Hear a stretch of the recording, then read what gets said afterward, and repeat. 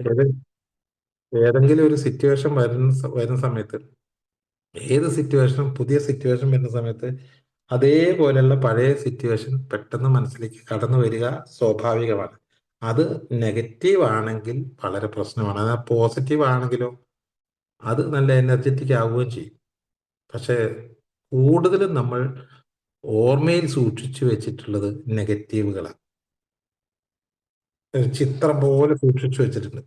അത് ചിത്രസഹിതം സൂക്ഷിച്ചു വെച്ചു എന്നാ പറയാ. അതായത് ആ ഓർമ്മ എന്ന് പറയുന്നത് ആ ഒരു സിറ്റുവേഷൻ റീക്രിയേറ്റ് ചെയ്യുക ചെയ്യുക. അതായത് അവിടെ ആ കഥാപാത്രങ്ങളൊക്കെ നമ്മൾ മുന്നിൽ കാണും. എല്ലാ കഥാപാത്രങ്ങളും നമ്മുടെ മുന്നിൽ നിൽക്കുന്ന പോലെ നമുക്ക് ഫീൽ ചെയ്യും. ഒരു വീഡിയോ പോലെ നമ്മൾ പഴയ കാര്യം ഓർക്കുമ്പോൾ ആ എന്നിട്ട് അന്നേരം ഇപ്പൊ നമുക്ക് തോന്നുന്ന വികാരം അന്നേരത്തെ സിറ്റുവേഷനിൽ നമ്മൾ പ്രകടിപ്പിക്കുകയും ചെയ്യും. ഇതാണ് നമ്മളിപ്പോ ഒരു പൊതു സ്വഭാവം.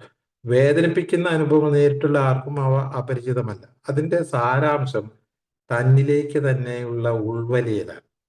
ഇതിന്റെയൊക്കെ ടോട്ടൽ പ്രോഡക്റ്റ് എന്ന് പറയുന്നത് ഇതെല്ലാം ഇങ്ങനെ ആലോചിച്ച് ആരെയും വിശ്വസിക്കാൻ പറ്റൂല, ആരെയും കൊള്ളൂല, എല്ലാവരും അങ്ങനെയാണ് ഇങ്ങനെയാണ് എന്ന് പറഞ്ഞിട്ട് ഇവരൊക്കെ അവഗണിച്ച് അവനവനിലേക്ക് വലിയാനുള്ള ഒരു സാധ്യത ഈ ഒരു ചിന്താഗതിക്കുണ്ട്.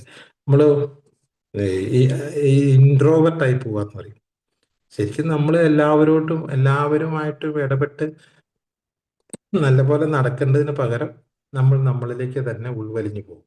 എന്നിട്ട് ഞാൻ എന്നുള്ള നിരന്തരമായ പരുക്കൻ നിലവിലേക്ക് മാത്രം കാതോർക്കുമ്പോൾ മറ്റുള്ളവരുമായുള്ള ബന്ധങ്ങളെല്ലാം ഫലത്തിൽ അറ്റുപോകുന്നു. കാരണം ഈ കുറെ ചിന്തകൾ വന്നു കഴിയുമ്പോഴേ ഈ മറ്റുള്ളവരോടൊന്ന് ഇടപെടാൻ പോയി കഴിഞ്ഞാൽ ശരിയാവില്ല. എല്ലാവരും കണക്കാ, എല്ലാം കണക്കാന്നേ, ഒരെണ്ണം ഇല്ല ശരിയുള്ളത് എന്ന ഒരു ജനറൽ സ്റ്റേറ്റ്മെന്റ് എടുക്കും. എന്നിട്ട് എൻ്റെ കാര്യം എന്താ ഇങ്ങനെ, എന്നോട് എന്താ എല്ലാവർക്കും ഇങ്ങനെ, ഞാൻ മാത്രം എന്താ ഇങ്ങനെ ആയിപ്പോയെ എന്ന ഒരു ചിന്തയോടുകൂടി നമ്മൾ നമ്മളിലേക്ക് വലിയാനുള്ള സാധ്യത ഉണ്ട്. അത് അതിന്റെ ലെവല് ഓരോരുത്തർക്കും വ്യത്യസ്തമായിരിക്കും മാത്രം. ചിലർക്ക് വല്ലാതെ അങ്ങോട്ട് ലെവല് താഴ്ന്നു പോവുകയും ചില ആൾക്കാർക്ക് അത്രയൊന്നും എത്തിയിട്ടുണ്ടാവില്ല. ഏഹ് എന്നാലും ഈ ഒരു നെഗറ്റീവ് അവനവനെ കുറിച്ചുള്ള മോശം ചിന്ത വരാനുള്ള സാധ്യതയുണ്ട്. അങ്ങനെയാണ് ഈ ബന്ധങ്ങളൊക്കെ പോകുന്നത്. രോഗിയായ ഒരു ശിശുവിനോടൊഴികെ അപ്രകാരം പെരുമാറുന്ന ആരോടും യോജിച്ചു പോകാൻ കഴിയുകയില്ല. വേറെ ഒരാളോടും അഡ്ജസ്റ്റ് ചെയ്യാൻ കഴിയില്ല. ഇതിന്റെ ഒരു ഒരു വലിയൊരു സൈക്കോളജി ഉണ്ട്. ആഹ് നമ്മുടെ മനസ്സിൽ മറ്റുള്ള ആൾക്കാരെ കുറിച്ചൊക്കെ ഉള്ളൊരു മോശം ചിന്തയാണെന്ന് കരുതിക്കോ. നമ്മുടെ മനസ്സിൽ അങ്ങനെ ഇരിക്കുന്ന സമയത്ത് നമ്മൾ അയാളെ ഒന്ന് കണ്ടാൽ അയാൾ നമ്മളോട് മിണ്ടൂല. അയാൾ നമ്മളോട് മിണ്ടാത്തതിന്റെ കാരണം നമ്മൾ സാധാരണ പറയാ അയാളുടെ കുഴപ്പം കൊണ്ടാണെന്ന്. യഥാർത്ഥത്തിൽ നമ്മുടെ കുഴപ്പം കൊണ്ടാണെന്നുള്ളവർ നമ്മൾ അറിയുന്നില്ല. അതായത് നമ്മളുടെ മുഖം സംസാരിക്കാൻ പാകത്തിനുള്ളൊരു മുഖമല്ല. കാരണം നമ്മുടെ മനസ്സിൽ ഈ ചിന്തയുണ്ട്.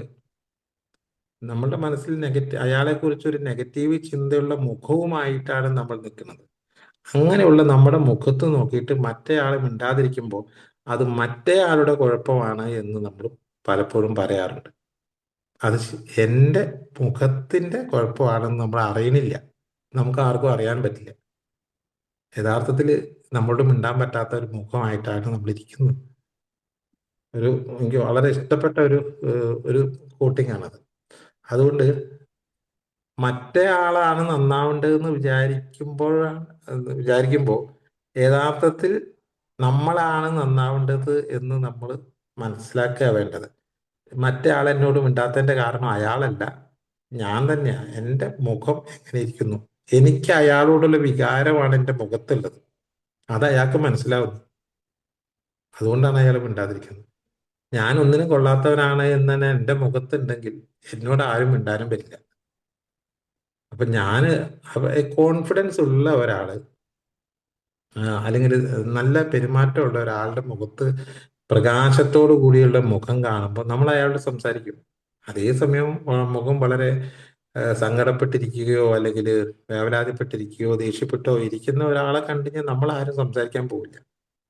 ചിലപ്പോൾ നമ്മളുടെ മുഖം അങ്ങനെ ആയിരിക്കും, ഈ സങ്കടപ്പെട്ട ഒരു മുഖമായിരിക്കാം. അതുകൊണ്ടാണ് നമ്മളുടെ ആൾക്കാർ മിണ്ടാൻ വരാത്തത്. എന്നിട്ട് നമ്മൾ ആ മിണ്ടാൻ വരാത്ത ആളെക്കുറിച്ച് അയാളുടെ കുഴപ്പം കൊണ്ടാണെന്നാണ് നമ്മൾ പറയും. അതുകൊണ്ട് അങ്ങ അങ്ങനെ നമ്മൾ അയ്യോ പാവം എന്ന ചതുപ്പിൽ അകപ്പെടുമ്പോൾ അത് നമ്മൾ ഒളിച്ചു വെക്കുന്നു. പ്രത്യേകിച്ച് നമ്മളിൽ നിന്ന് തന്നെ നമുക്കത് മനസ്സിലാവുന്നില്ല. പക്ഷേ അവിടെ നിന്ന് പുറത്ത് കടക്കാനുള്ള മാർഗം അതല്ല. നമ്മൾ അതിൽ നിന്ന് പുറത്ത് കടക്കണം. നമ്മളുടെ മുഖം എല്ലാവർക്കും ഇഷ്ടപ്പെടുന്ന തരത്തിലുള്ള മുഖമാക്കി മാറ്റിയാലേ നമ്മളോട് മറ്റുള്ളവര് നന്നായി സംസാരിക്കും. നമ്മൾ മറ്റുള്ളവരെയാണ് പലപ്പോഴും നന്നായി കാണാൻ ആഗ്രഹിക്കുന്നത്. എന്നോട് മറ്റേ ആള് നന്നായി പെരുമാറണമെന്ന് നമ്മൾ ആഗ്രഹിക്കുന്നു. അതിക്കു മുന്നേ മാറ്റേണ്ടത് എൻ്റെ മനോഭാവമാണ്. എൻ്റെ മനോഭാവത്തിൽ മാറ്റം വരുമ്പോൾ എൻ്റെ മുഖത്ത് അത് പ്രകടമാകും. എൻ്റെ മുഖത്ത് ഒരു ചിരി ഉണ്ടാവും, ഒരു ആക്സെപ്റ്റൻസി, മറ്റേ ആളെ സ്വീകരിക്കാനുള്ള ഒരു മുഖഭാവം നമ്മളുടെ മുഖത്തുണ്ടാകുമ്പോഴാണ് അയാൾ നമ്മളോട് സംസാരിക്കുക. അപ്പൊ ആദ്യം മാറ്റം വരുത്തേണ്ടത് എൻ്റെ ചിന്തയാണ്, എൻ്റെ പെരുമാറ്റമാണ്, എൻ്റെ ഭാവമാണ്. ഇത് മാറാതെ മറ്റുള്ളവരൊക്കെ ആരും എന്നോട് നന്നായി പെരുമാറുന്നില്ല എന്ന് പറഞ്ഞുകൊണ്ട് നടക്കുന്ന ഒരാളുടെ അടുത്ത് ഒരാളും നന്നായി പെരുമാറില്ല. കാരണം അയാളെ കണ്ട വർത്താനം പറയാൻ പറ്റുന്ന ഒരു മൂഡല്ല ഉള്ളത്. അപ്പൊ അങ്ങനെ നമ്മൾ ഈ ചതുപ്പിലേക്ക് ഇങ്ങനെ വീണ്ടും വീണ്ടും വീണ്ടും വീണുകൊണ്ടിരിക്കുകയാണ് ചെയ്യുന്നത്. ഇവിടെയാണ് നമ്മളൊരു കോൺഫിഡൻസ് ഉണ്ടാക്കിയിട്ട് നമ്മളിൽ ഒരു മാറ്റം ഉണ്ടാവണം. നമ്മളെ കാണുമ്പോൾ നമ്മളുടെ മുഖം എല്ലാവർക്കും സംസാരിക്കാൻ പറ്റുന്ന തരത്തിലാക്കി മാറ്റണം. അതിന് പകരം നമ്മളിൽ തന്നെ തടവിലാക്കപ്പെട്ട അവസ്ഥയിൽ നിന്ന് പുറത്തു വരികയാണ് ചെയ്യേണ്ടത്. നമ്മളിൽ നിന്ന് ഇതിന് വേണ്ടത് നമ്മളിൽ നിന്ന് അല്പം മാറി നിന്ന് നന്നായി ആത്മാർത്ഥമായി നോക്കുക. ശരിക്കും നമ്മളുടെ ഇതേ മുഖഭാവമുള്ള നമ്മളെ നമ്മൾ അല്പം മാറി നിന്ന് ഇങ്ങനെ നോക്കുക. ഈ എന്നോട് ആരെങ്കിലും സംസാരിക്കാൻ വരുമോ? വരില്ല. കാരണം ആ മുഖം അങ്ങനെയാണ്, ആ ഭാവം അങ്ങനെയാണ്, ആ വികാരങ്ങൾ അങ്ങനെയാണ്. ചിലപ്പോൾ വെറുപ്പായിരിക്കും, ചിലപ്പോൾ വിദ്വേഷമായിരിക്കും, ചിലപ്പോൾ ദേഷ്യമായിരിക്കും, ചിലപ്പോൾ സങ്കടമായിരിക്കും, ചിലപ്പോൾ സ്വയാനുകമ്പയുടെ ഒരു മുഖമായിരിക്കും. ഇത് ഏത് മുഖമുള്ള ഒരാളോട് ഒരാൾ സംസാരിക്കാൻ പറ്റില്ല. അപ്പൊ നമ്മളൊന്നിങ്ങനെ അങ്ങോട്ട് മാറി നിന്ന് നമ്മളെ തന്നെ ഒന്ന് വീക്ഷിക്കുക. എന്നിട്ട് ഞാൻ എൻ്റെ അടുത്താണ് വർത്തമാനം പറയാൻ വരുന്നെങ്കിൽ ഞാനാണെങ്കിൽ പറയൂല. കാരണം ഇയാളോട് പറയാൻ പറ്റുന്ന ഒരു മൂഡിലല്ല ഇയാൾ നിൽക്കുന്നത്. അതുകൊണ്ട് നമ്മളുടെ പെരുമാറ്റം, നമ്മളുടെ മുഖഭാവമാണ് മാറ്റം വരുത്തേണ്ടത്. ആ മുഖഭാവം മാറ്റം വരുത്തണമെങ്കിൽ നമ്മളുടെ ചിന്തകളിലാണ് മാറ്റം വരുത്തേണ്ടത്. അത് മാറ്റം വരുത്തേണ്ടതിൽ ഒരു പ്രധാന മാറ്റമാണ് എന്നെ ഒന്നിനും കൊള്ളില്ല എന്ന ഒരു ചിന്തയിൽ മാറ്റം വരുത്തണം. അതാണ് സ്വയാനുകമ്പ. സ്വയാനുകമ്പ എന്ന് തിരിച്ചറിഞ്ഞാൽ മദ്യം ഉപയോഗിച്ച് ആ സ്വയാനുകമ്പ വന്നു കഴിഞ്ഞാൽ നമ്മൾ മുമ്പ് ചെയ്തിരുന്നൊരു പണി പോയി രണ്ടെണ്ണം അടിക്കലാണ്. അപ്പൊ അപ്പൊ നമ്മൾ എല്ലാവരിൽ നിന്നും ഒറ്റപ്പെട്ടു പോകുന്ന ഒരു അവസ്ഥയാണ് സ്വയാനുകമ്പ. എന്നെ ഒന്നിനും കൊള്ളില്ല, ഞാനൊരു മോശക്കാരനാണെന്ന് വരുമ്പോൾ ഒറ്റപ്പെട്ടതാണെന്ന് നമുക്കങ്ങ് തോന്നുകയാണ്, ഫീലിംഗ് ആണ്. തോന്നുക മാത്രമല്ല, എല്ലാവരും അത് കാണിക്കുകയും ചെയ്യുന്നു കേട്ടോ. ആരും നമ്മളെ കൂട്ടുന്നില്ല. ആരും നമ്മളെ കൂട്ടാത്തത് ഞാൻ നേരത്തെ പറഞ്ഞല്ലോ, അവരുടെ കുഴപ്പമല്ല, നമ്മുടെ തന്നെ കുഴപ്പമാണ്. നമ്മുടെ മുഖഭാവം അങ്ങനെയാണ്. പിന്നെ ആരാ കൂട്ടുന്നത്? അത് അറിയണമെങ്കിൽ ഞാൻ എന്നിൽ നിന്ന് മാറി നിന്നിട്ട് ഞാൻ എന്നെ ഒന്ന് നോക്കിയാൽ മതി. അപ്പൊ അങ്ങനെ ഉള്ള സമയത്ത് പോയി മദ്യപിച്ച് കൈകാര്യം ചെയ്യുന്നതിന് പകരം വേറെ എന്തെങ്കിലും വഴിയുണ്ടോ എന്ന് നോക്കാം. അതിനുള്ളൊരു വഴിയാണ് ആൽക്കഹോളിക്സ് അനോണിമസിന്റെ മീറ്റിംഗ് പറയുന്നത്. അതായത് പരസ്പരം തുറന്ന് സംസാരിക്കാൻ സ്വാതന്ത്ര്യമുള്ള സുഹൃത്ത് ബന്ധങ്ങൾ വലിയൊരു സഹായകമാണ്. ഇനി എങ്ങനെയാണ് ഈ ഒരു സ്വയം സഹതാപം, സെൽഫ് പിറ്റി നമുക്ക് മറികടക്കാൻ കഴിയുക? എന്നെക്കുറിച്ച് എനിക്ക് വളരെ മോശപ്പെട്ട ഒരു സംഗതി ഉണ്ടെങ്കിൽ ആദ്യത്തെ ഭാഗം എന്ന് പറയുന്നത് അത് തിരിച്ചറിയലാണ്. അത് ഐഡന്റിഫൈ ചെയ്യലാണ്. എനിക്ക് ഇങ്ങനെ ഒരു കുഴപ്പമുണ്ട്, എനിക്ക് എന്നെപ്പറ്റി തന്നെ ഒരു മതിപ്പില്ല, എപ്പോഴും ഞാൻ നെഗറ്റീവാണ് ചിന്തിച്ചുകൊണ്ടിരിക്കുന്നത്, ഞാൻ എപ്പോഴും ഭൂതകാലത്തിലാണ് ജീവിക്കുന്നത്, ഒരു കാര്യവും കണ്ടു കഴിഞ്ഞാൽ അതിനെ മര്യാദയ്ക്ക് എടുക്കാൻ എനിക്ക് പറ്റുന്നില്ല, എൻ്റെ മനസ്സിൽ പഴയ ചില സംഗതികൾ ഇങ്ങനെ കടന്നു കൂടിയിട്ട് എൻ്റെ ചിന്തയെ ഇങ്ങനെ മോശമാക്കുകയാണ് എന്ന് തിരിച്ചറിയണം. അതാണ് ആദ്യത്തെ ഒരു ഘട്ടം. അങ്ങനെ തിരിച്ചറിഞ്ഞു കഴിഞ്ഞാൽ പിന്നെ അതിൽ നിന്ന് എങ്ങനെ മോചനം നേടാന്നുള്ളതാണ് പഠിക്കേണ്ടത്. ആ മോചനം നേടാനുള്ള ഒരു മാർഗമാണ് പറയുന്നത് നല്ല സുഹൃത്ത് ബന്ധങ്ങൾ. വേറെ ഒരാളോട് പറയുക, വേറെ ഒരാളോട് നന്നായിട്ട് പറയാം.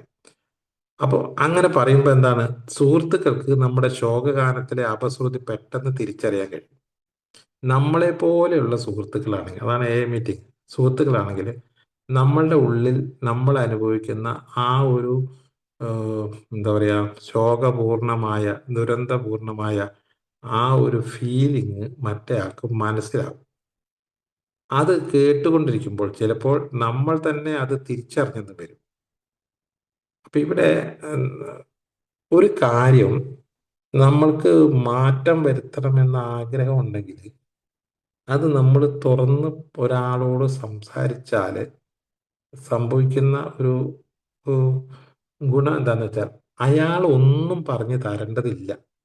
നമ്മൾ ഉറക്കെ പറഞ്ഞു കഴിയുമ്പോൾ അത് നമ്മുടെ ഉള്ളിൽ നിന്ന് തന്നെ അതിന്റെ പരിഹാരം നിർദ്ദേശിക്കപ്പെടും. ശരിക്കും ആത്മാർത്ഥമായിട്ടാണെങ്കിൽ ഞാൻ അത് ഉറക്കെ പറഞ്ഞാലേ അത് നടക്കൂ. അതുകൊണ്ടാണ് ഈ കൗൺസിലിങ്ങിനൊക്കെ പോയി കഴിഞ്ഞാൽ കൗൺസിലറോട് കാര്യങ്ങൾ മുഴുവൻ പറഞ്ഞു കഴിഞ്ഞാൽ ആ കൗൺസിലർ പറയും നിനക്ക് എന്താ ചെയ്യാൻ പറ്റുക ചോദിക്കാം. അപ്പൊ അതിന്റെ ഉത്തരവും നമ്മുടെ കയ്യിലുണ്ട്. പക്ഷെ ആ ഉത്തരത്തിലേക്ക് പോകാനുള്ള വഴി നമുക്കറിയില്ല. ആ വഴിയിൽ ഒരു വഴിയാണ് ഒന്ന് തുറന്ന് സംസാരിക്കുക. അത് ഉള്ളത് പറയണം. അത് ഉഡായിപ്പാക്കി പോയിട്ട് അല്ലെങ്കിൽ പോളിഷ് ചെയ്ത് ബാക്കിയുള്ളവർക്ക് കേൾക്കാൻ ഇമ്പമുള്ള രീതിയിൽ പറഞ്ഞു കഴിഞ്ഞിട്ട് കാര്യമൊന്നുമില്ല. യഥാർത്ഥത്തിലുള്ള സംഗതി നമ്മൾ തുറന്ന് പറയാം. അത് തുറന്ന് പറയാൻ പറ്റുന്ന സ്ഥലത്ത് പറഞ്ഞാൽ മതി.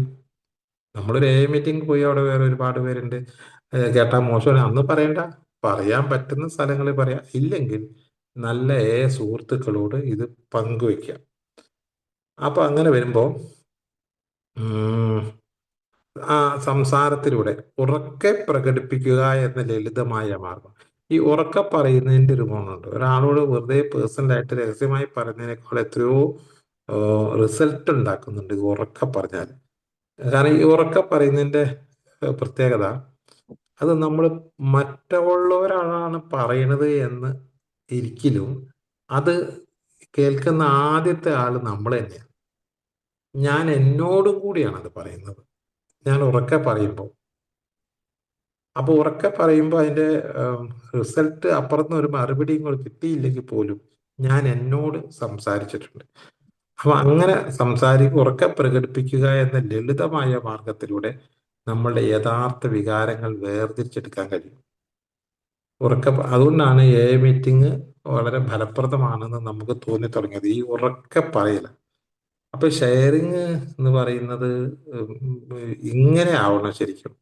എൻ്റെ മാറ്റപ്പെടേണ്ട വികാരങ്ങള്, മാറ്റപ്പെടേണ്ട സ്വഭാവങ്ങള്, മാറ്റപ്പെടേണ്ട മനോഭാവങ്ങള് ഒക്കെ ഞാൻ കൃത്യമായി ഐഡന്റിഫൈ ചെയ്ത് അത് ഞാൻ ഉറക്കെ പറയുന്നു.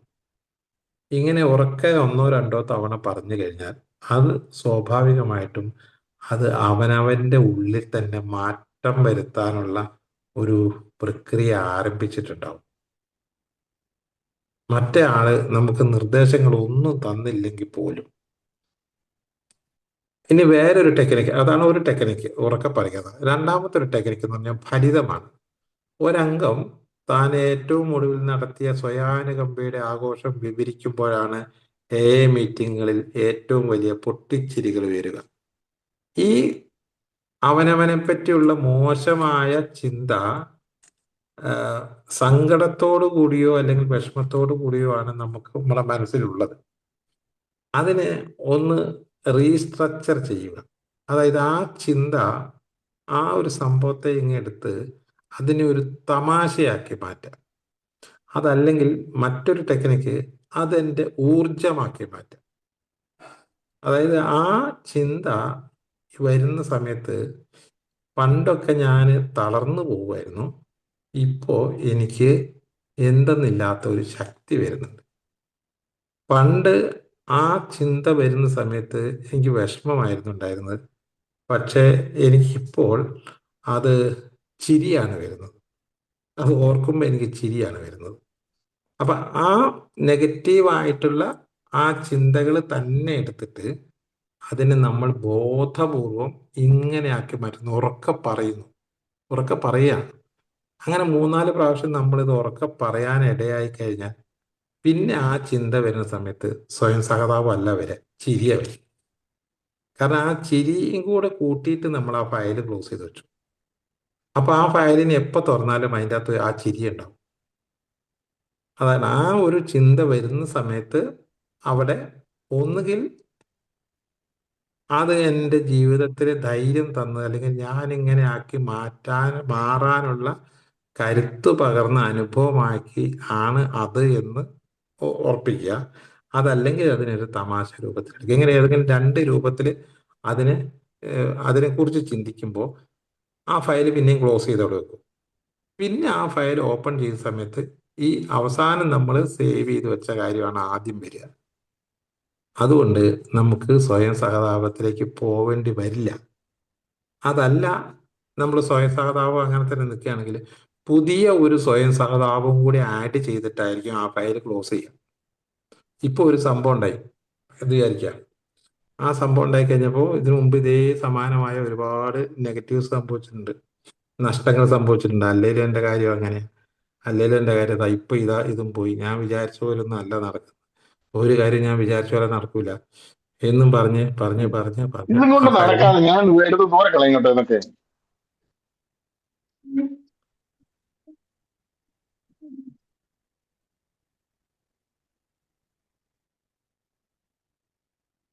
ഓക്കെ.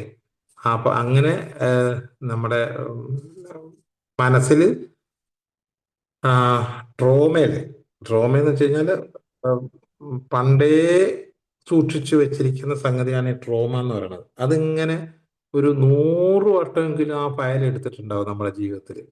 അങ്ങനത്തെ ചില സംഗതികളുണ്ട്, ചില സംഗതികൾ അങ്ങനെയാണ്. എന്നിട്ട് അതിൻ്റെ അകത്ത് നിന്ന് എടുക്കുന്ന സമയത്തുള്ള പുതിയൊരു അനുഭവം കൂടി ആഡ് ചെയ്തിട്ടാണ് ആ ഫയൽ ക്ലോസ് ചെയ്യുക. അങ്ങനെ ഓരോ തവണയും ഈ ഫയൽ വലുതാക്കി വലുതാക്കി വലുതാക്കി വലുതാക്കിയാണ് വരുന്നത്. ആ ഫയൽ അവിടെ നിൽക്കുന്നുണ്ടെങ്കിൽ നമ്മൾ പിന്നെയും അസ്വസ്ഥനാവും. അതുകൊണ്ട് ആ ഫയലിലെ അവസാനത്തെ ആഡിങ് എന്ന് പറയുന്നത് ഒന്നുകിൽ ഭരിതമാക്കിയിട്ടോ അതല്ലെങ്കിൽ ധൈര്യമാക്കിയിട്ടോ അത് ആഡ് ചെയ്തൊക്കെ ബോധപൂർവം ചെയ്താൽ മതി. അങ്ങനെയാണെങ്കിൽ കുറച്ച് ദിവസങ്ങൾ കൊണ്ട് എല്ലാ നെഗറ്റീവ്സും, പഴയ നെഗറ്റീവ്സും നമുക്ക് ധൈര്യത്തിന്റെ സംഗതിയായി മാറും. ഈ ഞാൻ വെറുതെ വളർന്നൊന്നുമല്ല, ഞാൻ എൻ്റെ അനുഭവത്തിൽ നിന്ന് പാഠങ്ങൾ പഠിച്ചു വളർന്നാണ് എന്നുള്ള രീതിയിലേക്ക് നമ്മൾ വരും. ഒരുപാട് കഷ്ടപ്പാടുകളും ദുരിതങ്ങളും സഹിച്ചിട്ടാണ് ഞാനിപ്പോൾ ഈ ഒരു നിലയിൽ എത്തി നിൽക്കുന്നത് എന്ന് നമുക്ക് പറയാൻ കഴിയും. അപ്പോൾ നെഗറ്റീവ്സുകൾ നമ്മളുടെ തോൽവിക്കല്ല, നെഗറ്റീവുകളാണ് നമ്മളെ വിജയത്തിലേക്ക് കൊണ്ടുവന്നത് എന്നുള്ളതിലേക്ക് നമ്മൾ മാറും. നെഗറ്റീവ് തളർത്തി കളഞ്ഞതല്ലാതെ. ആം, അപ്പം മീറ്റിംഗിലെ ഏറ്റവും വലിയ പൊട്ടിച്ചൊരു പേര് വിനോദ സങ്കേതങ്ങളിൽ തമാശയ്ക്ക് വേണ്ടി വികൃതമായ പ്രതിഫലനം കാട്ടുന്ന കണ്ണാടിയിൽ നോക്കുന്ന അനുഭവമാണ് നമ്മൾക്കുളവാകുന്നത്. ഒരു ടൂറിസ്റ്റ് കേന്ദ്രത്തിലൊക്കെ കാണുമല്ലോ ഒരു കണ്ണാടി, വികൃതമായ രൂപം കാണിക്കുന്നത്. അതുപോലെ നമുക്ക് തോന്നും. പൂർണ്ണ വളർച്ചയെത്തിയ നമ്മൾ ശിശുക്കൾക്ക് മാത്രം യോജിക്കുന്ന വികാരവുമായി നിൽക്കുന്നതായി അനുഭവപ്പെടുന്നു. നമ്മൾ വളർന്ന് വലുതായ ഒരാളാണല്ലോ, എന്നിട്ട് നമ്മൾ ചിന്ത ഒരു ശിശു പ്രകൃതമാണ്, കുട്ടികളുടെ പോലെ വാശിയും പിടിച്ച് നടക്കുന്ന പോലെ നമുക്ക് അനുഭവപ്പെടുന്നു. പക്ഷെ പൊട്ടിച്ചിരിയിലൂടെ പങ്കിടപ്പെടുമ്പോൾ വളരെയധികം വേദന ചോർന്നു പോകുന്നു. അതിൻ്റെ അന്തിമ ഫലം വലിയൊരു ഗുണപാഠമാണ്.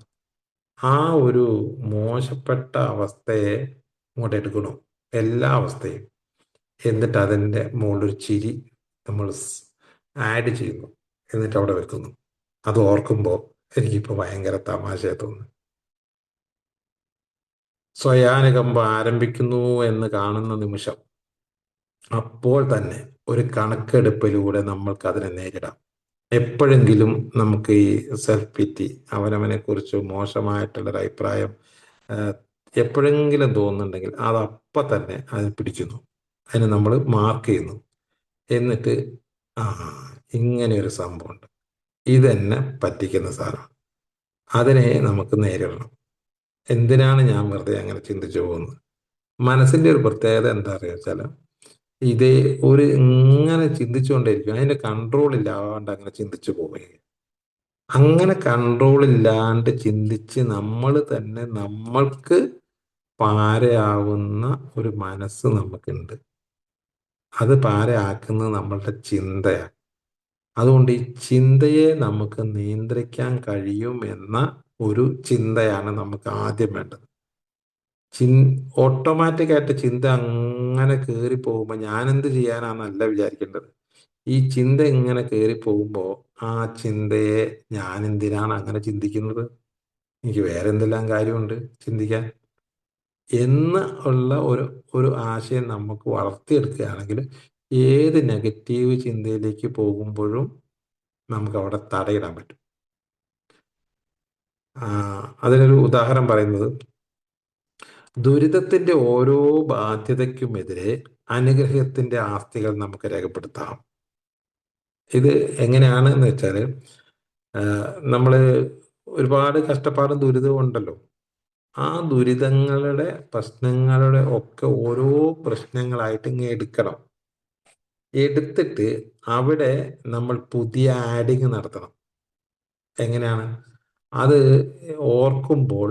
എനിക്ക് നേരത്തെ ഭയങ്കര സങ്കടമായിരുന്നു വരുന്നത്, പക്ഷേ അത് ഓർക്കുമ്പോൾ എനിക്ക് ഇപ്പോൾ ധൈര്യമാണ് വരുന്നത്, മുന്നോട്ട് ഉള്ള ശക്തിയാണ് ഉണ്ടാവുന്നത് എന്ന ഒരു പുതിയ ആഡിങ്ങും കൂടെ നടത്തിയിട്ട് ആ ഫയൽ ക്ലോസ് ചെയ്യാം. അതാണ് ഈ പറഞ്ഞ സംഗതി. അതായത് ഉം, ദുരിതത്തിന്റെ ഓരോ ബാധ്യതയ്ക്കും എതിരെ അനുഗ്രഹത്തിന്റെ ആസ്തികൾ നമുക്ക് രേഖപ്പെടുത്താം. അപ്പൊ നമ്മൾ അനുഗ്രഹങ്ങളെ മൊത്തം ഒന്ന് ലിസ്റ്റ് ചെയ്ത് വെക്കണം. എന്തൊക്കെയാണ് അനുഗ്രഹങ്ങൾ? നമുക്കുള്ള ആരോഗ്യം. നമുക്ക് ആരോഗ്യം ഉണ്ടല്ലോ ഇപ്പോൾ. നമുക്ക് രോഗങ്ങൾ പലതും ഇല്ല. നമുക്ക് ധാരാളം സ്നേഹിക്കുന്ന സുഹൃത്തുക്കളുണ്ട്. നല്ല കാലാവസ്ഥ. നമുക്ക് ഭക്ഷണം കഴിക്കാനുള്ള വകയുണ്ട്. എൻ്റെ വീട്ടില് എന്നെ സ്നേഹിക്കുന്ന ഭാര്യയുണ്ട്, മക്കളുണ്ട്. നമ്മളുടെ കൈകാലുകൾ ഒന്നും ഒടിയാത്ത കൈകാലുകൾ. നമുക്ക് ശാരീരികമായ അസ്വസ്ഥതകളൊന്നുമില്ല. പിന്നെ നമുക്ക് ലഭിച്ചിട്ടുള്ള ഒരുപാട് അനുഗ്രഹങ്ങൾ, ഭാഗ്യങ്ങൾ, നമ്മളുടെ വിദ്യാഭ്യാസം, നമ്മളുടെ ജോലി, നമ്മളുടെ കുട്ടികൾ, നമ്മളുടെ വീട്, നമ്മളുടെ വാഹനം എന്ന് വേണ്ട എല്ലാം നമുക്ക് കിട്ടിയിട്ടുണ്ട്. നമുക്ക് ഒരുപാട് അനുഗ്രഹങ്ങളുണ്ട്. ഏഹ് ആ, രോഗം വന്നാലൊക്കെ ആലോചിച്ച് നോക്കൂ. എത്രയോ പേര് രോഗമായിട്ട് ആശുപത്രി കിടക്കയിൽ കിടക്കുന്നു. പക്ഷെ അതുപോലെ ഒരു രോഗവും വരാതെ നമ്മളിങ്ങനെ ഇപ്പോഴും ഇവിടെ നിൽക്കുന്നു. അതാണ് ഏറ്റവും വലിയൊരു പോസിറ്റീവ്. നമ്മൾ നമ്മളുടെ നെഗറ്റീവ് ചിന്തിക്കുമ്പോൾ നമ്മളെക്കാൾ എത്രയോ മോശപ്പെട്ട് ജീവിക്കുന്ന ആൾക്കാരുടെ അനുഭവങ്ങൾ കാണുമ്പോഴാണ് നമ്മൾ എത്രയോ മുകളിലാണെന്ന് മനസ്സിലാവുക. ഞാൻ കഴിഞ്ഞ ആഴ്ചയിൽ ഞാൻ ഉണ്ടായിരുന്നില്ല. ഞാനൊരു യാത്ര പോയിരുന്നു, ടൂറ്. ഞങ്ങൾ ഗ്രാമപ്രദേശങ്ങളിലൂടെയൊക്കെയാണ് ടൂറൊക്കെ പോയത്. എൻ്റെ ഒരു പ്രധാന പണി, ഞാൻ ആൾക്കാരെ നിരീക്ഷിക്കുകയായിരുന്നു. അപ്പോൾ പോയ സ്ഥലങ്ങളിലെല്ലാം കണ്ടത്, നമ്മൾ താമസിക്കുന്ന ജീവിക്കുന്ന ചുറ്റുപാട്, നമ്മളുടെ വൃത്തി, നമ്മളുടെ ആഹാരം, നമ്മളുടെ ഫ്രണ്ട്സ്, നമ്മളുടെ ഡ്രസ്സിങ് എന്ന് വേണ്ട എല്ലാ കാര്യങ്ങളും എത്രയോ ഉയർന്നതാണ്. അവിടെയുള്ള ഒരുപാട് ആൾക്കാരുടെ ഇതെല്ലാം കണ്ടപ്പോൾ ശരിക്കും നമ്മൾ എന്തൊരു ഭാഗ്യവാനാണ്. അതേ ഞാൻ എൻ്റെ വീട്ടിലിരുന്ന് ഞാൻ എന്തൊരു നിർഭാഗ്യവാനാണെന്നാണ് നമ്മൾ ചിന്തിക്കുന്നത്. ഏതോ ഇല്ലാത്ത കാര്യങ്ങൾ ഓർത്തിട്ട് നിർഭാഗ്യത്തെക്കുറിച്ച് ചിന്തിക്കുക. എന്നാൽ എത്രയോ വലിയ ഭാഗ്യവാനാണെന്ന് അറിയുന്നത് ഈ ആശുപത്രിയിൽ, അതുപോലെ തന്നെ വൃദ്ധസദനങ്ങളില്, അതേപോലെ മാനസികാരോഗ്യ കേന്ദ്രങ്ങളില്, എന്തിനു പറയുന്ന ഗ്രാമപ്രദേശങ്ങളില്, വേണ്ട കടൽ തീരത്ത് മീൻ പിടിക്കുന്ന ആൾക്കാരുടെ അടുത്തോടൊക്കെ ഒന്ന് പോയി നോക്കുക. അവരുടെ വീടുകളിൽ കൂടെ ഒന്ന് അടുത്തോടൊക്കെ ഒന്ന് പോയി നോക്കുക. ആ വീട്ടിൽ ഒരു വീട്, അവരുടെ ഒരു അവസ്ഥ, അവർക്കൊരു വിളിക്കിരിക്കാൻ പോലും സൗകര്യമില്ലാതെ ജീവിക്കുന്ന ഒരുപാട് ആൾക്കാരുള്ള ഒരു രാജ്യമാണ് നമ്മുടെ. ഈ ലോകം അങ്ങനെയാണ്. അതില് നമ്മളുടെ അത്രയും സുഖ സൗകര്യങ്ങളോട് താമസിക്കുന്ന ആൾക്കാരുടെ എണ്ണം വളരെ കുറവാണ്. നമ്മൾ നോക്കിയത് മുഴുവൻ മേലോട്ടാണ്. താഴോട്ട് നോക്കുമ്പോഴാണ് ശരിക്കും നമ്മളുടെ സൗഭാഗ്യങ്ങൾ തിരിച്ചറിയാം. ആ സൗഭാഗ്യങ്ങൾ തിരിച്ചറിയുമ്പോഴാണ് നമുക്ക് ആത്മവിശ്വാസം ഉണ്ടാവുക. ഇപ്പൊ നമ്മൾ കുടിയൊക്കെ നിർത്തി ഇങ്ങനെ നിൽക്കുന്ന ആളെ പോലും നമുക്ക് എത്രയോ ഭാഗ്യം ലഭിച്ചിട്ടുണ്ട്. എത്രയോ പേര് ഇപ്പോഴും ഈ കുടിച്ചിട്ട് കുടി തിരിച്ചറിയാൻ വയ്യാതെ ജീവിതം വെറുതെ നശിപ്പിച്ച് കളയുന്ന എത്ര ആൾക്കാരുണ്ട്. അവരിലേക്ക് നോക്കുമ്പോഴാണ് നമ്മൾ എത്രയോ ഭാഗ്യം കുടിക്കുന്നില്ലല്ലോ. എത്രയോ ആൾക്കാരുടെ ഭാര്യമാര് പിണങ്ങിപ്പോയി, മക്കളടക്കം പോയി, ഒറ്റയ്ക്കായിപ്പോയി. നമ്മുടെ വീട്ടില് ഭാര്യ വീട്ടിലുണ്ട്, മക്കളുണ്ട് വീട്ടില്. എത്രയോ ഭാഗ്യവാനാണ്. അപ്പൊ നമ്മൾ ഭാഗ്യത്തെക്കുറിച്ച് ചിന്തിക്കാതെ നിർഭാഗ്യത്തെക്കുറിച്ചാണ് സ്വാഭാവികമായിട്ട് ഏത് നിലയിലുള്ള ആൾക്കാരുടെയും മനസ്സിലേക്ക് ആദ്യം വരിക. അതാണ് നെഗറ്റീവ് ചിന്തയ്ക്കാണ് നമ്മളുടെ മനസ്സിന് മുൻതൂക്കം. ഫസ്റ്റ് പ്രിഫറൻസ് നെഗറ്റീവാണ്. പോസിറ്റീവ് വരണമെങ്കിൽ ബോധപൂർവം കൊണ്ടുവന്നാലേ വരുള്ളൂ. അതല്ല ഓട്ടോമാറ്റിക് ആയിട്ട് വരുന്നത് ഫുള്ള് നെഗറ്റീവാണ് വരിക. അപ്പൊ നമ്മൾ അലർട്ടായിരിക്കുക എന്നുള്ളതാണ്. നെഗറ്റീവ് ആ തോട്ട്സ് വന്നാൽ ഉടനെ തന്നെ അതിനെ പെട്ടെന്ന് അതവിടെ നിർത്തി, അതിൻ്റെ അകത്ത് ഇങ്ങനെ മാല പോലെ കോർത്ത് പോവാതെ അതിനെ പെട്ടെന്ന് നിർത്തിവെച്ച് ആ സ്ഥലത്തേക്ക് നമ്മൾ പോസിറ്റീവ് കൊണ്ടുവരിക എന്നുള്ളതാണ്. അങ്ങനെ കൊണ്ടുവരണമെങ്കിൽ നമുക്ക് നല്ല പ്രാക്ടീസ് ആവശ്യമുണ്ട്. ആ പ്രാക്ടീസ് ചെയ്യാനുള്ള സ്ഥലമാണ് എ മീറ്റിംഗ്. ഇങ്ങനെ ചെയ്യുന്ന പ്രാക്ടീസ് ഓരോന്നോരോന്നായിട്ട് ഓരോ മീറ്റിങ്ങിൽ പോയിട്ട് ഷെയർ ചെയ്യുകയാണെന്ന് കരുതുക, തീർച്ചയായിട്ടും വളരെ കുറഞ്ഞ കാലം കൊണ്ട് വമ്പൻ വളർച്ച ഉണ്ടാവും. ഉറക്കെ പറയുന്നു. അങ്ങനെ അയാളിൽ ഇങ്ങനെ മാറ്റങ്ങൾ ഉണ്ടാക്കിയെടുക്കുന്നു. ഇവിടെ പറയുന്നു, ആ, നമുക്ക് ലഭിച്ച കാരുണ്യങ്ങൾ. സുബോധവാന്മാരായിരുന്ന 24 മണിക്കൂർ, ഈ 24 മണിക്കൂർ കുടിച്ചിട്ടില്ല. മഹാഭാഗ്യമല്ലേ. തികച്ചും ഒരു മണിക്കൂർ ചെയ്ത ജോലി, കഴിഞ്ഞൊരു മണിക്കൂറിൽ ഞാൻ എന്തൊക്കെ ജോലിയാണ് ചെയ്തത്. വായിക്കാനുള്ള നല്ല പുസ്തകം കിട്ടില്ലേ. ഇങ്ങനെ എത്രയോ നമുക്ക് ആസ്തികൾ രേഖപ്പെടുത്താനുണ്ട്. അവയെല്ലാം കൂടെ കൂട്ടിയെടുക്കുമ്പോൾ കിട്ടുന്ന ഫലം ബാധ്യതയുടെ പട്ടികയിലെ സ്വയാനുകമ്പയുള്ളവരാകാനുള്ള കാരണങ്ങളുടെ ആകെ തുകയെ കടത്തി വെട്ടുന്നു. അപ്പൊ നമുക്ക് ഏതിനാണ് രണ്ട് തട്ടെടുത്ത് വെക്കുക. നെഗറ്റീവ് ഇതേ വരെയുള്ള നമ്മളുടെ ജീവിതത്തിലെ നെഗറ്റീവ് സംഭവങ്ങൾ, ഇതേ വരെയുള്ള ജീവിതത്തിലെ നമ്മളുടെ പോസിറ്റീവായിട്ടുള്ള കാര്യങ്ങൾ തട്ടെടുത്ത് നോക്കി കഴിഞ്ഞാൽ എത്രയോ താഴ്ന്നു നിൽക്കുന്ന തട്ടാണ് പോസിറ്റീവ്. പക്ഷെ ആ തട്ടിലേക്ക് നമ്മൾ കാര്യങ്ങളൊന്നും എടുത്തു വെക്കാതെ ഇപ്പോഴും ആ നെഗറ്റീവ് തട്ട് താഴ്ന്നിരിക്കുകയാണ് ചെയ്യുന്നത്. ആ നെഗറ്റീവ് തട്ടിൽ അവിടെ നിൽക്കട്ടെ, അതങ്ങനെ നിൽക്കട്ടെ, അത് തൽക്കാലം ചെയ്യണ്ട. മറിച്ച് ഇപ്പോഴത്തെ പോസിറ്റീവ് തട്ടിലേക്ക് നമ്മൾ ഇങ്ങനെ ആഡ് ചെയ്തുകൊണ്ടിരിക്കണം. ഞാനൊരു ഭാഗ്യവാനാണ്, ഞാനൊരു ഭാഗ്യവാനാണ്, എനിക്കിപ്പോൾ അതിന് കഴിയുന്നുണ്ട്, എനിക്ക് ഇതിന് കഴിയുന്നുണ്ട്. ഞാനിപ്പോൾ പഴയ കാലത്തെ ഓർത്ത് വിഷമിക്കാറില്ല. ഞാനിപ്പോൾ സുഖമായിട്ട് ജീവിക്കുന്നു, എൻ്റെ വീട്ടിൽ ഭാര്യയുണ്ട്, മക്കളുണ്ട്. അപ്പോൾ നമ്മൾ ഈ കാര്യം നമ്മൾ ഇങ്ങനെ ഇടയ്ക്ക് മീറ്റിങ്ങിൽ ഇങ്ങനെ ഷെയർ ചെയ്യുന്നു. ഞാൻ ഇപ്പോൾ സുഖമായിട്ട് ജീവിക്കുന്നു.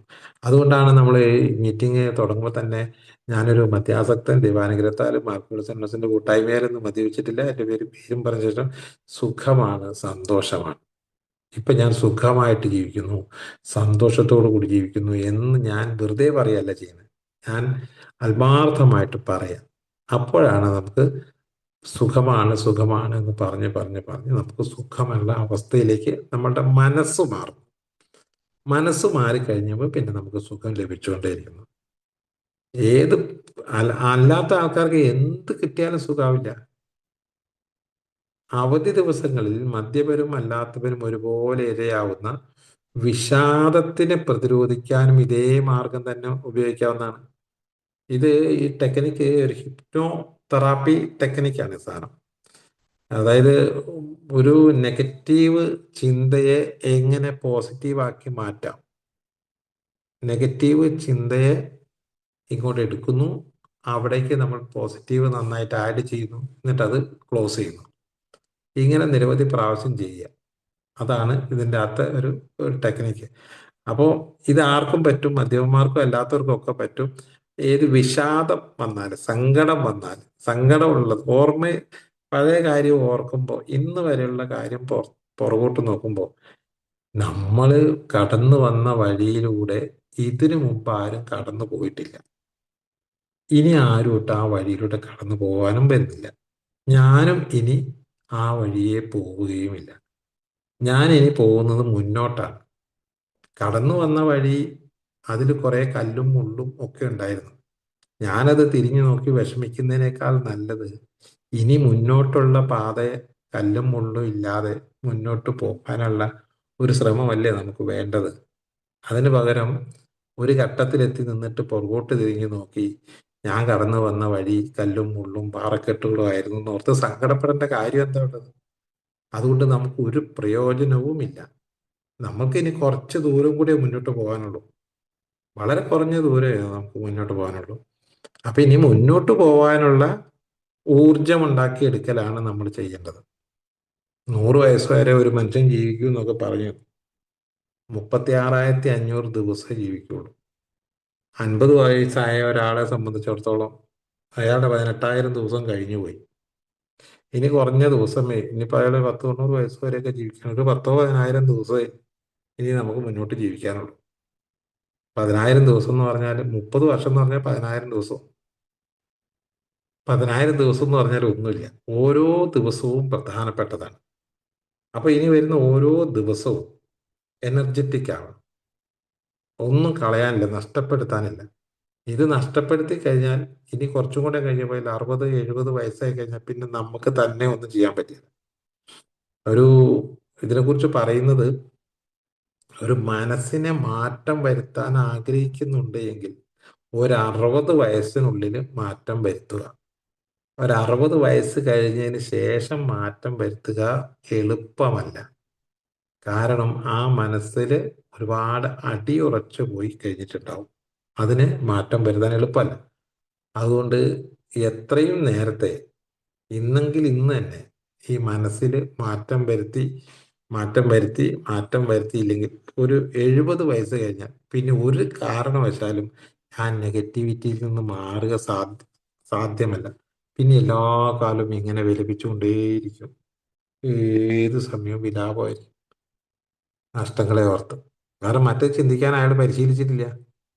അപ്പൊ അതുകൊണ്ട് നമുക്ക് കിട്ടിയ ഒരു അവസരം, ആൽക്കഹോളിക്സ് അനോണിമസിലായതുകൊണ്ട് നമുക്ക് കിട്ടിയ ഒരു അവസരം എന്ന് പറയുന്നത് മഹത്തായ അവസരമാണ്. നമ്മളുടെ മനസ്സിനെ നമ്മൾക്ക് പഠിക്കാനുള്ള ഒരു അവസരം കിട്ടി. നമ്മളുടെ മനസ്സിനെ നമ്മൾക്ക് മാറ്റം വരുത്താൻ കഴിയും എന്നുള്ളത് നമ്മൾ തിരിച്ചറിഞ്ഞു. അങ്ങനെ നമ്മളെ തന്നെ നമുക്ക് മാറ്റം വരുത്താൻ കഴിയും, അതിനുള്ള റൂട്ടും തിരിച്ചറിഞ്ഞു. എന്നിട്ട് നമ്മൾ അതിനെ മാറ്റം വരുത്തുന്നു. മാറ്റം വരുത്തിയതായിട്ട് നമുക്ക് ഫീല് ചെയ്യുന്നു. അത് നമ്മൾ പങ്കുവയ്ക്കുന്നു. ഇങ്ങനെ പങ്കുവയ്ക്കാനുള്ള ഒരു കൂട്ടായ്മ ആയതുകൊണ്ടാണ് ഞാൻ ആദ്യം പറഞ്ഞത് ഒരു മഹത്തായ കൂട്ടായ്മയാണ്. മദ്യപന്മാരല്ലാത്ത ഒരാള്, ഇതേപോലെയുള്ള ആൾക്കാരുണ്ടാവും. അവർക്കൊരിക്കലും ഇങ്ങനെ അവരുടെ മനസ്സിന്റെ ചിന്തയെ വിലയിരുത്താനോ മാറ്റം വരുത്താനോ ഉള്ള അവസരം അവർക്ക് ലഭിച്ചിട്ടില്ല. അവർ ലഭിച്ചാൽ തന്നെ അവരിട്ട് ഉപയോഗിക്കുകയില്ല. കാരണം അവരിനി എന്തിനാ മാറ്റം വരുത്തുന്നത്, ഇതുവരെ എന്താ കുഴപ്പമെന്ന് ചോദിച്ചാൽ അവരിരിക്കും. പക്ഷെ നമുക്ക് ഭാഗ്യമുള്ളത്, നമുക്ക് കുഴപ്പമുണ്ട്, നമുക്കിത് മാറ്റം വരുത്തി പിന്നെ കുടിച്ചു പോകും. അതുകൊണ്ട് നമുക്കിത് മാറ്റം വരുത്തിയേ പറ്റുള്ളൂ എന്നുള്ളൊരു നിർബന്ധം നമുക്കുള്ളത് കൊണ്ട് നമ്മൾ ഭാഗ്യവാന്മാരാണെന്നാണ് എൻ്റെ പക്ഷം. കാരണം ഇത് ഇതുവരെ ഉണ്ടായിരുന്ന നമ്മളുടെ ജീവിതത്തിൽ നിന്ന് വ്യത്യസ്തമായ ഒരു ജീവിതം രീതി നമുക്ക് മുന്നിൽ കാണിച്ചു തരുന്ന ഒരു കൂട്ടായ്മയാണ്. ഇവിടെ ഒന്നിനും സാധ്യതയില്ല. ഇതിൽ നമുക്ക് വാഗ്ദാനങ്ങളിൽ പറയുന്ന ഒരു പ്രധാനപ്പെട്ട വാഗ്ദാനമാണ് ഇത് തന്നെയാണ്.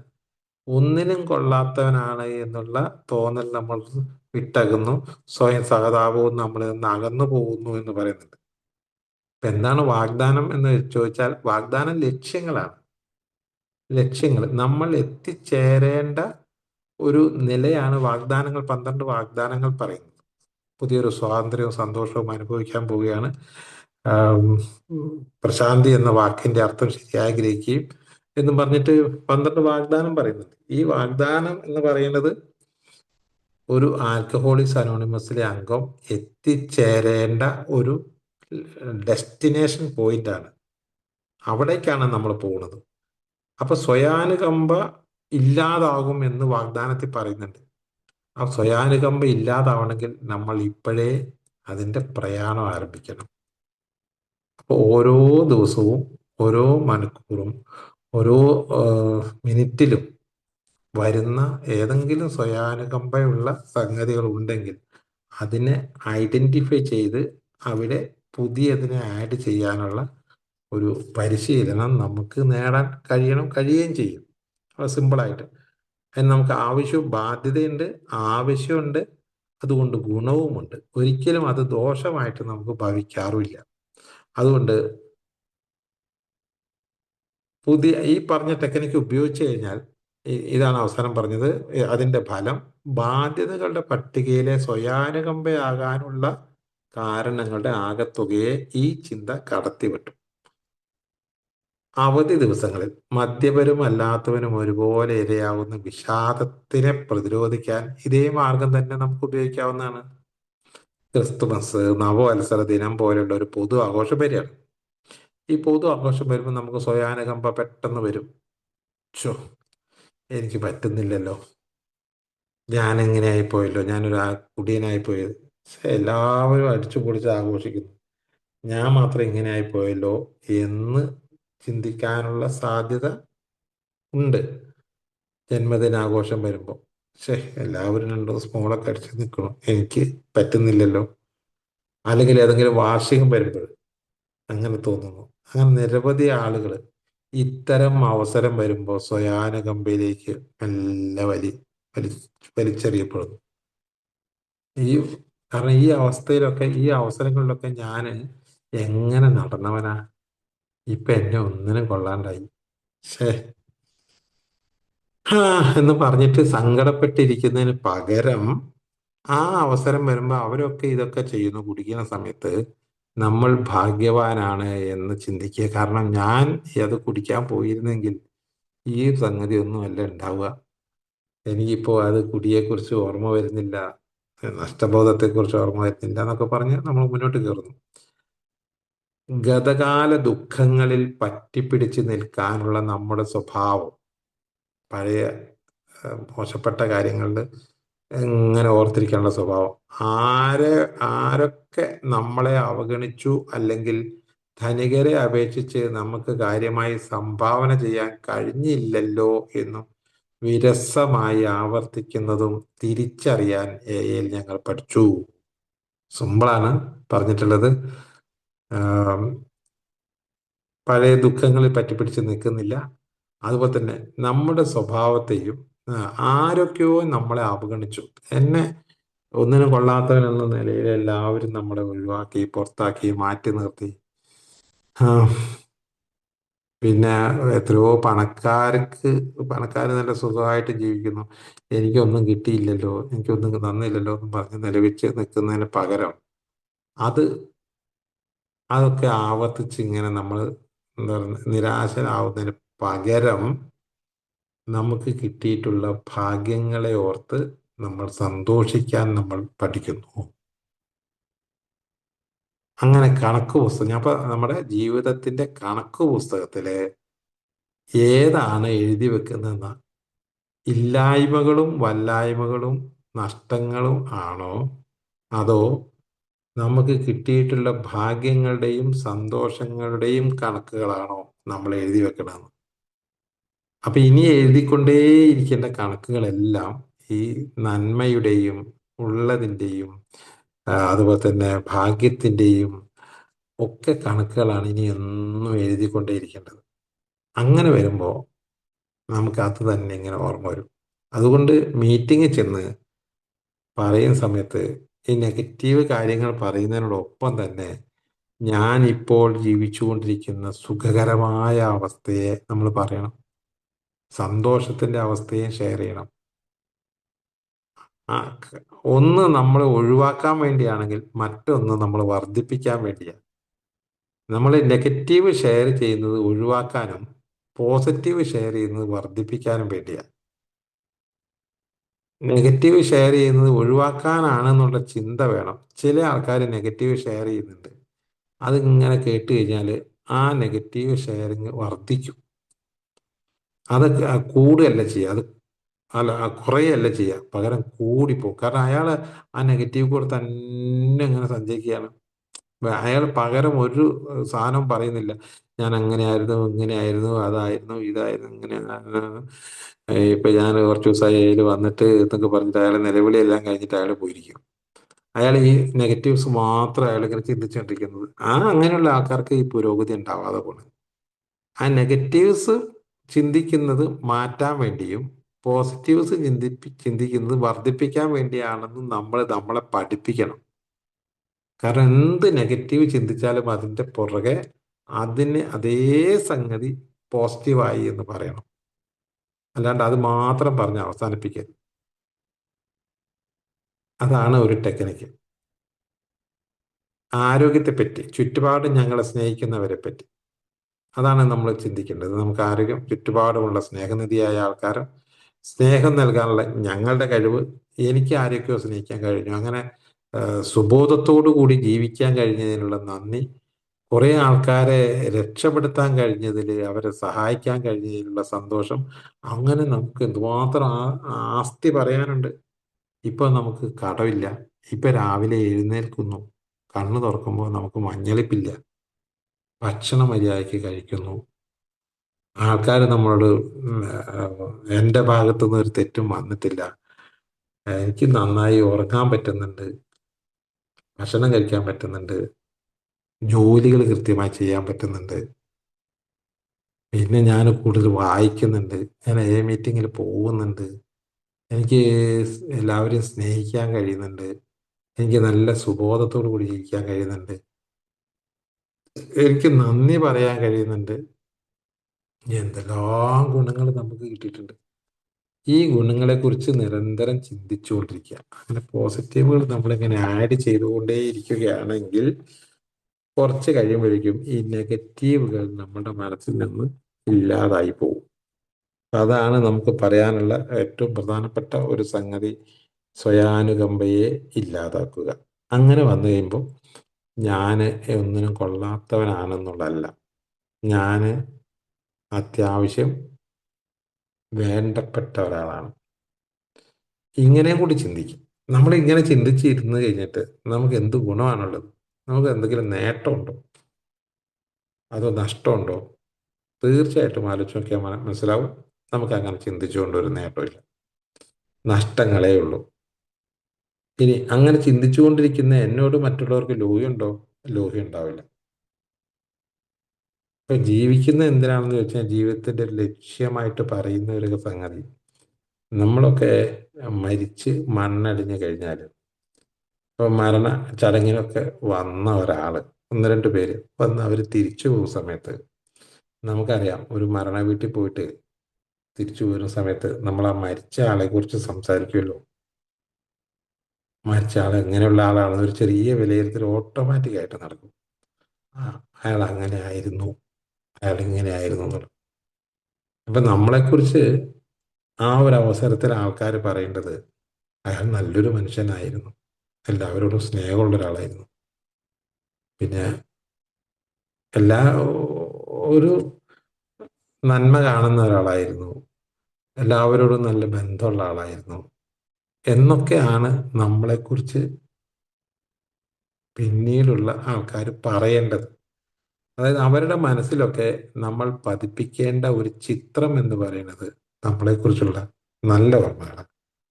നമ്മളെപ്പോഴും നെഗറ്റീവാണ് പറഞ്ഞുകൊണ്ടിരിക്കണമെങ്കിൽ തീർച്ചയായിട്ടും ആ സംസ്കാര ചടങ്ങ് കഴിഞ്ഞ് തിരിച്ചു പോകുന്ന ആൾക്കാർ പറയുക, നന്നായി, അയാൾ അങ്ങനെ പണ്ടേ അങ്ങനെ, അയാൾ പണ്ടേ ഇങ്ങനെ, അയാൾ അടുപ്പിക്കാൻ കഴിയാത്ത ഒരാളായിരുന്നു, അതൊക്കെ ആരും ഇഷ്ടമില്ല എന്നുള്ള ഒരു ഒരു കമൻറ്റോട് കൂടി ആയിരിക്കും ആ ചടങ്ങിൽ വന്നവർ തിരിച്ചു പോവുക. ഇതാണ് അതിൻ്റെ ഒരു ഒരു ഒരു സംഗതി എന്ന് പറയുന്നത്. ഒരു പൈതൃകം ഇവിടെ അവശേഷിപ്പിക്കണം. നമ്മളിവിടെ ജീവിച്ചിരുന്നു എന്ന ഒരു അടയാളപ്പെടുത്തലുമായിട്ടായിരിക്കണം നമ്മൾ ഈ ലോകത്തുനിന്ന് വിട്ടുപോകേണ്ടത്. അത് ആ സമയത്തല്ല നടക്കേണ്ടത്, അത് നമ്മൾ ജീവിച്ചിരിക്കുമ്പോഴാണ് നടക്കേണ്ടത്. ആ ജീവിച്ചിരിക്കുമ്പോൾ അത് നടക്കണമെന്നുണ്ടെങ്കിൽ നമ്മൾ ഈ ഒരു ചിന്തയായിട്ട് നടക്കാൻ പറ്റില്ല. നമ്മൾ മുന്നോട്ട് നോക്കുന്നു, പുറകോട്ട് നോക്കണ്ടെന്നല്ല. പുറകോട്ട് നോക്കുന്നത് എവിടെയാണ് എനിക്ക് തെറ്റിയതെന്ന് കണ്ടുപിടിക്കാൻ വേണ്ടി മാത്രമാണ്. തെറ്റിപ്പോയിട്ടുണ്ടോ, അതായത് ഇനി മുന്നോട്ട് പോകുമ്പോൾ ആ തെറ്റ് ആവർത്തിക്കാതിരിക്കാൻ വേണ്ടി നോക്കാമെന്നുള്ളതല്ലാതെ, പാഠങ്ങൾ പഠിക്കാൻ വേണ്ടി നോക്കാമെന്നുള്ളതല്ലാതെ അതിൻ്റെ വികാരഭരിതമായി ആ പഴയ കാലത്തേക്ക് നോക്കാൻ പാടില്ല. നോക്കണം, പഴയ കാലത്തേക്ക് നോക്കണം, പക്ഷെ അവിടെ നിന്ന് ഒരു പാഠം ഉൾക്കൊള്ളണം. അത് അങ്ങനെ ചെയ്താൽ ശരിയാവില്ല. അതെനിക്കൊരു അനുഭവമുണ്ട്. അതുകൊണ്ട് ഇനി ചെയ്യുമ്പോൾ ഇങ്ങനെയാണ് ചെയ്യേണ്ടത് എന്ന ഒരു പാഠം കിട്ടുന്നു.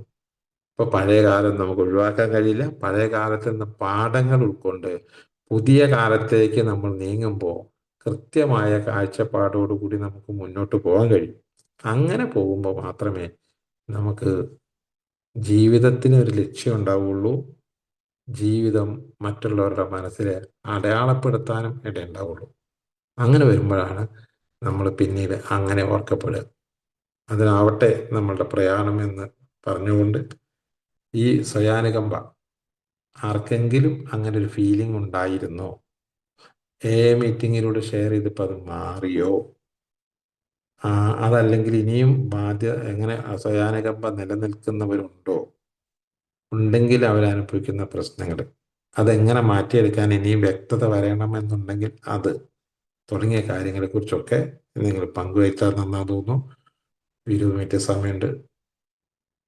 Okay, thank you. Thank you മാഷേ, താങ്ക് യു. മാഷ് ചോദിച്ച പോലെ നമുക്ക് 20